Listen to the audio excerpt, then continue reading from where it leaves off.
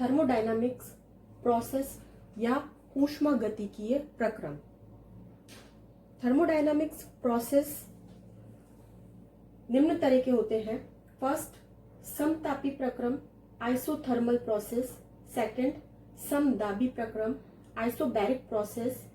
Third, सम आयतनिक प्रक्रम isochoric process. Fourth, रुद्धोष्म प्रक्रम adiabatic process. Fifth, चक्रीय प्रक्रम साइक्लिक प्रोसेस। सिक्स्थ, उत्क्रमणीय या अनुत्क्रमणीय प्रक्रम रिवर्सिबल और इरिवर्सिबल प्रोसेस। सबसे पहले हम समतापी प्रक्रम या आइसोथर्मल प्रोसेस के बारे में जानेंगे। समतापी प्रक्रम में क्या होता है? इस प्रक्रम में कोई परिवर्तन स्थिर ताप पर संपन्न होता है, अतः स्थिर ताप पर किया जाने वाला प्रक्रम समतापी प्रक्रम कहलाता है। आइसोथर्मल, आइसो मतलब सेम, समान, थर्मल मतलब टेम्परेचर, मतलब कि कोई प्रक्रिया के दौरान यदि टेम्परेचर समान रहता है, टेम्परेचर में कोई भी चेंजेस नहीं आते हैं, तो हम कह सकते हैं कि वह प्रोसेस आइसोथर्मल प्रोसेस कहलाता है। यहां देखिए, ये एक सिस्टम है, एक तंत्र है। इसका टेम्परेचर T1, P1 और V1 है। इस पर कोई प्रोसेस हुआ, तब इसका टेम्परेचर हो गया T1, प्रेशर P2 और वॉल्यूम V2। इस स्टेट से इस स्टेट में जाने पर टेम्परेचर सेम है, टेम्परेचर यहां भी T1 है और टेम्परेचर इस स्टेट में भी T1 ही है। It means delta T is equals to 0। Initial state और फाइनल स्टेट का जो टेम्परेचर है वो कैसा है? कांस्टेंट है। ऐसे प्रक्रम को हम कहेंगे समतापी प्रक्रम या आइसोथर्मल प्रोसेस। देखिए स्टूडेंट, यदि यहाँ पर कोई रिएक्शन हो रही है और वह रिएक्शन एक्सोथर्मिक है, ऊष्माक्षेपी है, ऊष्माक्षेपी या एक्सोथर्मिक प्रोसेस के अंदर ऊष्मा बाहर निकलती है, हीट लिबरेट होती है। यदि ऊष्मा इस तंत्र के अंदर बाहर निकल रही है, तब हम कह सकते हैं कि इसका जो टेम्परेचर है वो इंक्रीज हो जाएगा। लेकिन इसका टेम्परेचर हम कह रहे हैं कि कांस्टेंट है, तब जो हीट है वह इस सिस्टम से सराउंडिंग में चली जाएगी।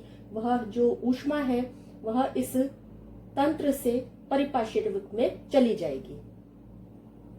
तो जो यहाँ टेम्परेचर रहेगा वो कांस्टेंट रह जाएगा। वहीं सेकंड कंडीशन में यदि हम लेते हैं कि जो भी यहाँ पर प्रोसेस हो रहा है, यदि वो एंडोथर्मिक है, ऊष्मा शोषी है, तब हम कह सकते हैं कि इस रिएक्शन ने ऊष्मा ली है। यदि यह रिएक्शन ऊष्मा ले रही है, तब इस सिस्टम का जो टेम्परेचर है वो कम हो जाएगा। लेकिन हम कह रहे हैं कि समतापी प्रक्रम आइसोथर्मल प्रोसेस में टेम्परेचर कांस्टेंट रहता है।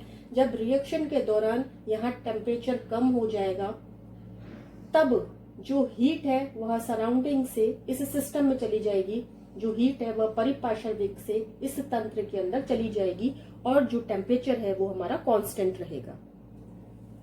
तो समतापी प्रक्रम के अंदर हम लोग कह सकते हैं कि delta T is equal to 0, पर ऊष्मा इस ताप को, इस टेम्परेचर को कांस्टेंट रखने के लिए सिस्टम से सराउंडिंग में और सराउंडिंग से सिस्टम में जा सकती है। तो जो ऊष्मा है, हीट है, इज नॉट इक्वल टू 0। जो ऊष्मा है वो कांस्टेंट नहीं रहेगी। डेल्टा U या डेल्टा E, जिसे हम आंतरिक ऊर्जा या इंटरनल एनर्जी कहते हैं, वह भी समतापी प्रक्रम के अंदर 0 होती है। इंटरनल एनर्जी एक थर्मोडायनामिक प्रॉपर्टी है, एक ऊष्मागतिकीय गुण है। यह आंतरिक ऊर्जा या इंटरनल एनर्जी किसी सिस्टम की गतिज ऊर्जा और स्थितिज ऊर्जा का सम होती है। यह जो इंटरनल एनर्जी है वह किसी सिस्टम की काइनेटिक एनर्जी और पोटेंशियल एनर्जी का सम होती है। लेकिन आइडियल गैस या आदर्श गैस के केस में हम इस इंटरनल एनर्जी या आंतरिक ऊर्जा को समझ सकते हैं, क्योंकि आइडियल गैस के पार्टिकल्स के बीच में कोई भी इंटरेक्शन नहीं होता है। आदर्श गैस के पार्टिकल्स के बीच में किसी भी तरह की कोई अंतरक्रिया नहीं होती है। अतः जो सिस्टम है उसके पास पोटेंशियल एनर्जी नहीं होगी, उस तंत्र के पास में स्थितिज ऊर्जा नहीं होगी। अतः हम कह सकते हैं कि आइडियल गैस की इंटरनल एनर्जी उस आइडियल गैस के पार्टिकल्स के काइनेटिक एनर्जी के सम के बराबर होती है। तो वी कैन से कि आदर्श गैस की आंतरिक ऊर्जा उस आदर्श गैस के कणों के गतिज ऊर्जा के योग के बराबर होती है। काइनेटिक मॉलिक्यूलर थ्योरी के अकॉर्डिंग जो टेम्परेचर है गैस का वो डायरेक्टली प्रोपोर्शनल होता है एवरेज काइनेटिक एनर्जी के। E is equals to 3/2 RT। अणुगति सिद्धांत के अनुसार जो एनर्जी है वह इस ताप के डायरेक्टली प्रोपोर्शनल है। तो हम इंटरनल एनर्जी को डायरेक्टली तो कैलकुलेट नहीं कर सकते हैं, लेकिन हम टेम्परेचर से रिलेट करके उस इंटरनल एनर्जी को कैलकुलेट कर सकते हैं। हम कह सकते हैं कि जहां टेम्परेचर बढ़ा है वहां इंटरनल एनर्जी या आंतरिक ऊर्जा भी बढ़ी है, और जहां टेम्परेचर घटा है वहां इंटरनल एनर्जी या आंतरिक ऊर्जा भी घटी है। तो समतापी प्रक्रम या आइसोथर्मल प्रोसेस के अंदर delta T is equals to 0, यहाँ पर टेम्परेचर कांस्टेंट है, सो वी कैन से कि इंटरनल एनर्जी या आंतरिक ऊर्जा भी कांस्टेंट रहेगी। तो समतापी प्रक्रम के अंदर delta T is equals to 0, Q is not equal to 0 and internal energy is also equal to 0। Second, समदाबी प्रक्रम आइसोबैरिक प्रोसेस। समदाबिक प्रक्रम या आइसोबैरिक प्रोसेस में कोई सिस्टम लिया है हमने, कोई तंत्र लिया है जिसका temperature T1, pressure P1, volume V1 है। इस पर कोई प्रोसेस हुआ है, इसके बाद में अगेन एक अवस्था हमको मिली है जिसका temperature T2, pressure P1 and volume V2 है। समदाबी प्रक्रम के अंदर दाब कांस्टेंट रहेगा, जो प्रेशर है वह कांस्टेंट रहेगा, वह स्थिर रहेगा। स्टेट 1 के अंदर भी प्रेशर P1 है और स्टेट 2 के अंदर भी प्रेशर P1 है। तो delta P is equals to 0। मतलब वह प्रक्रम जिसके द्वारा अवस्था परिवर्तन में दाब स्थिर रहे समदाबी प्रक्रम कहलाता है। एक हमने कोई ओपन बीकर लिया है, इसके अंदर कोई रिएक्शन हो रही है और वह रिएक्शन कांस्टेंट एटमॉस्फेरिक प्रेशर की प्रेजेंस में हो रही है। तो जो ये एटमॉस्फेरिक प्रेशर है वह हमेशा कांस्टेंट रहेगा। हम कह सकते हैं कि यह जो प्रोसेस है, यह जो प्रक्रिया है, यह कैसी प्रक्रिया है, समदाबी प्रक्रम या आइसोबैरिक प्रोसेस है। जितने भी ओपन कंटेनर में रिएक्शन होती है उन सब पर हमेशा एटमॉस्फेरिक प्रेशर ही लगता है जो कि कांस्टेंट रहता है। तो ओपन कंटेनर में होने वाली सारी रिएक्शन आइसोबैरिक प्रोसेस या समदाबी प्रक्रम कहलाती है।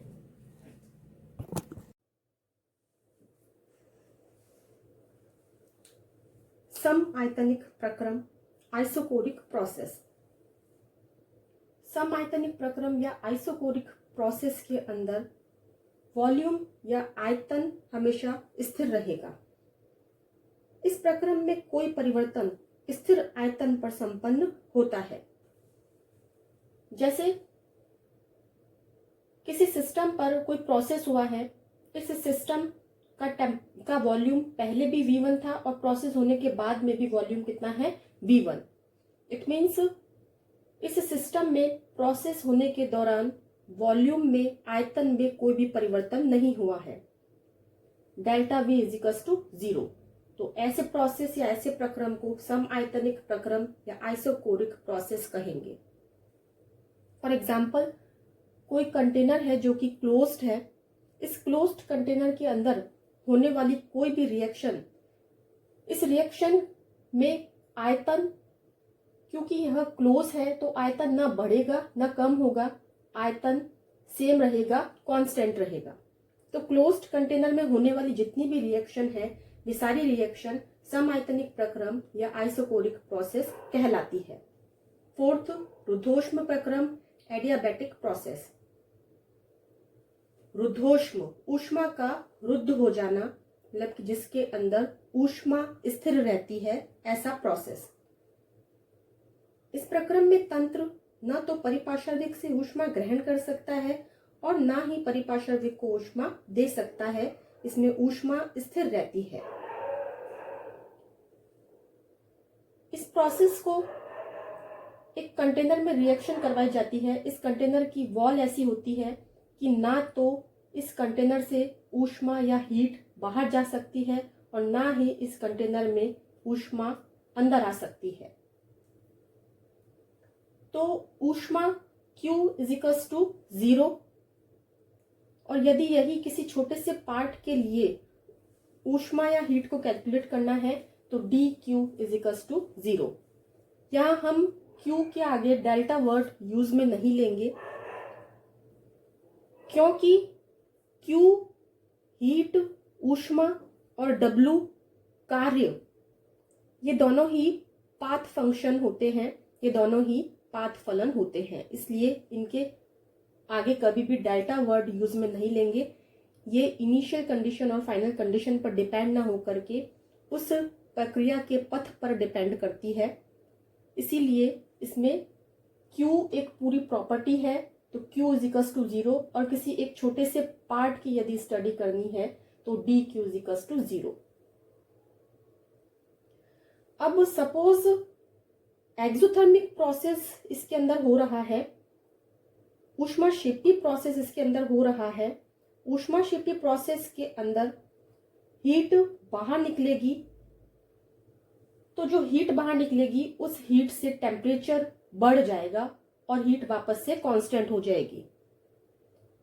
और वही एंडोथर्मिक प्रोसेस है या ऊष्माशोषी प्रोसेस है, तब ऊष्माशोषी प्रोसेस के अंदर इस कंटेनर में जो हीट है वह कम हो जाएगी, लेकिन हीट को कांस्टेंट रखने के लिए जो टेम्परेचर है वह घट जाएगा और हीट कांस्टेंट रहेगी। तो रुद्धोष्म प्रक्रम या एडियाबैटिक प्रोसेस के अंदर Q = 0, delta T is not equal to 0, and we know कि T is directly proportional to internal energy। ताप जो है वह कुछ कंडीशन के अंदर डायरेक्टली प्रोपोर्शनल होता है आंतरिक ऊर्जा के, तो यहाँ पर आंतरिक ऊर्जा या internal energy is also not equal to 0।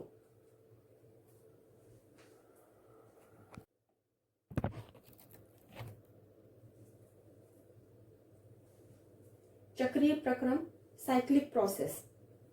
यदि कोई तंत्र अवस्था परिवर्तनों की श्रृंखला से गुजरते हुए पुनः अपनी प्रारंभिक अवस्था में आ जाए तो वह प्रक्रम चक्रीय प्रक्रम कहलाता है।